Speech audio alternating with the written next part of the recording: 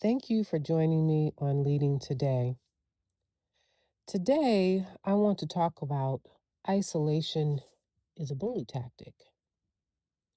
There are moments when wisdom shows up in the most unexpected ways.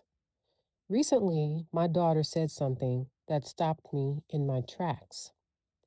We were talking about friendships and family dynamics, and she said very plainly, isolation is a bully tactic. That sentence stayed with me, not because it was dramatic, but because it was precise and it was emotional. Isolation is a bully tactic. And the more I reflected on it, not just as a parent, but as a leader, coach, and organizational change practitioner, the more I realized how often isolation shows up in our workplaces. Sometimes it's loud, but often it's subtle. And that subtlety is what makes it dangerous. In my recent LinkedIn article, I explored the idea that isolation and exclusion are closely related and that the antidote is inclusion. Today, though, I want to go deeper. I want to unpack the difference between isolation and exclusion, why leaders must be especially aware of how they model both, and what true inclusion really demands of us. So let's start here. Exclusion is the act of keeping someone out. They're not invited, they're not informed, they're not selected, and they're not even considered. It's visible at times. A meeting invite that never arrives, a decision made without key voices, a social gathering where only certain people are included. Isolation, however, is more insidious. Isolation can happen even when someone is technically included. They're in the room, but no one makes eye contact.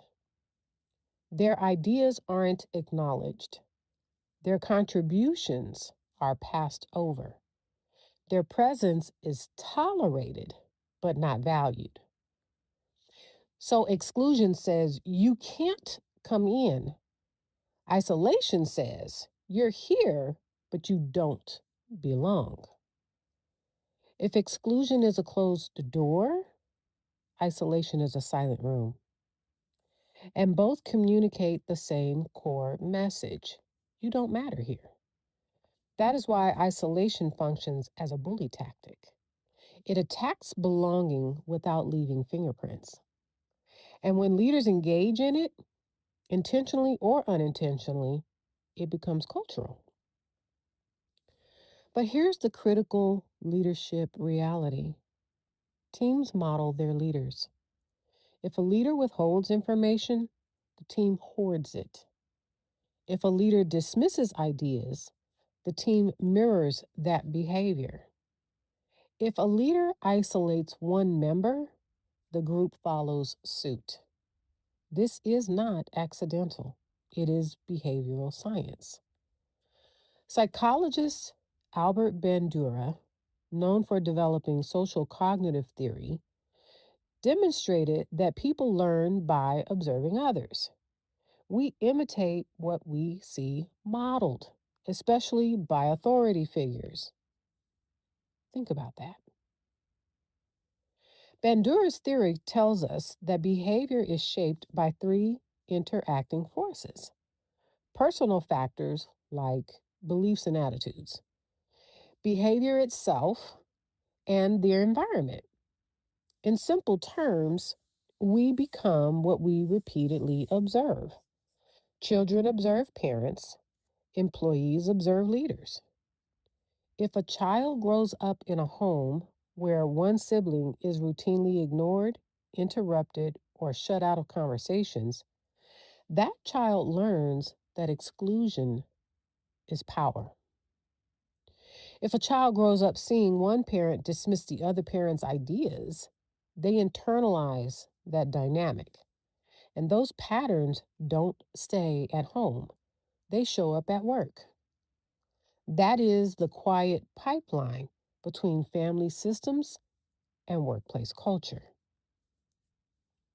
So, in fact, let's talk about family modeling. In many households, you can see three patterns.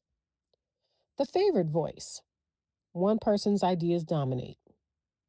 The silent member, one person is rarely asked what they think. And the conditional belonging, approval depends on agreement.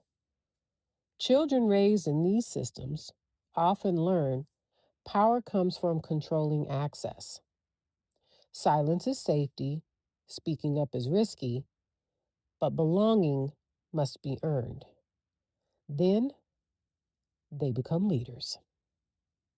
And without self reflection, they replicate what they saw. Isolation in the workplace is rarely born in the boardroom, it is rehearsed in the living room of our families. That is why leadership development must include emotional intelligence and self awareness, not just strategy and performance metrics. Now, let's clarify something. Inclusion is not a calendar invite, it is not proximity, it is not attendance. True inclusion means your ideas are actively solicited, your input influences outcomes, you can disagree without fear of punishment, and your voice is welcomed, not merely tolerated. But think of it this way: exclusion is not being invited to dinner, isolation is being at the table but never served. Inclusion is being asked what you'd like to eat and knowing your answer matters. For leaders, inclusion requires intentional practice, asking quieter team members for their perspective, protecting dissenting voices, rotating influence, acknowledging contributions publicly. Inclusion is participatory, not symbolic. And when leaders fail to practice it, they create cultures where silence becomes survival. So, as you know, I usually like to leave you all with some form of tip that you can take away and use immediately. So, here are three diagnostic questions that every leader should ask themselves. One, who speaks most in my meetings? Is it always the same two or three people? If so, ask yourself, am I unintentionally reinforcing hierarchy? Do I create space for different voices? Inclusion requires distribution of airtime.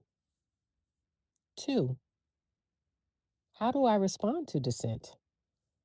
When someone challenges your idea, do you lean in or do you subtly shut it down? Teams quickly learn whether disagreement is safe. If dissent disappears, fear has likely replaced inclusion. And number three, who gets informal access to me? Who gets the hallway conversation or the pre meeting briefings or the early insight into decisions? Exclusion often hides in informal networks. If access is uneven, influence becomes uneven, and the team will replicate that imbalance. So when leaders isolate or exclude, here's what happens: engagement declines, psychological safety erodes, innovation definitely stalls, trust fractures, and turnover increases. And most importantly, people shrink. They stop bringing their best thinking, they conserve energy, and they disengage quietly. But when leaders model inclusion, confidence expands, creativity grows, accountability strengthens, and loyalty deepens. Inclusion is not just ethical, it is strategic. I began with my daughter's statement: isolation is a bully tactic. Children often see dynamics clearly because they haven't yet normalized them. As leaders, we must ask, what have I normalized?